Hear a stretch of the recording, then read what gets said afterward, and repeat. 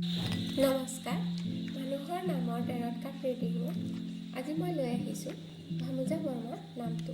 তেখেতে কমেণ্টত ৰিকুৱেষ্ট কৰিছিলে আপোনালোকেও যদি আপোনালোকৰ নামত ৰিডিং কৰাটো বিচাৰে, ডেৰট কাৰ্ড ৰিডিং কৰাটো বিচাৰে, তেন্তে কমেণ্ট কৰিব।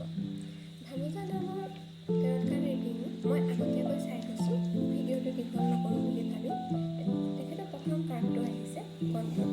তেখেতে প্ৰত্যেকটো ক্ষেত্ৰতে নিজকে কণ্ট্ৰল কৰিব পাৰে।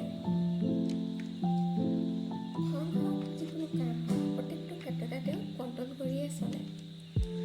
কণ্ট্ৰল কৰা ব্যক্তিৰ মনৰ ভিতৰত কিছু ভয় থাকে যে তেখেতৰ দ্বাৰাই যাতে কিবা ভুল কাম নহয়, আৰু তেখেতে যি কামেই কৰে প্লেন কৰি কৰে আৰু তাৰ ফলাফল একদম পাৰফেক্ট বিচাৰে, কিন্তু ফলাফলটো তেখেতৰ হাতত নাথাকে।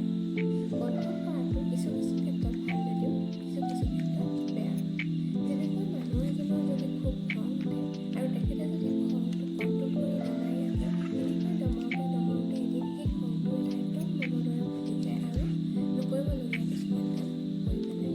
সেয়েহে বাহিৰৰ বস্তুবোৰ ভালদৰে বুজি লৈ সঠিকভাৱে জীয়াব লাগে আৰু যিকোনো কৰ্মৰ ফলাফল ভগৱানৰ ওপৰত এৰিব লাগে। 2 নম্বৰ কাৰ্ডটো আহিছে অৰ্ডিনেৰীনেছ। অৰ্ডিনেৰীনেছ মানে এই কাৰ্ডটো ইয়াকে বুজাইছে ব্যক্তিজনে নিজকে কেতিয়াবা বহুত অকলশৰীয়া অনুভৱ কৰে আৰু নিজকে একেবাৰে সাধাৰণ বুলি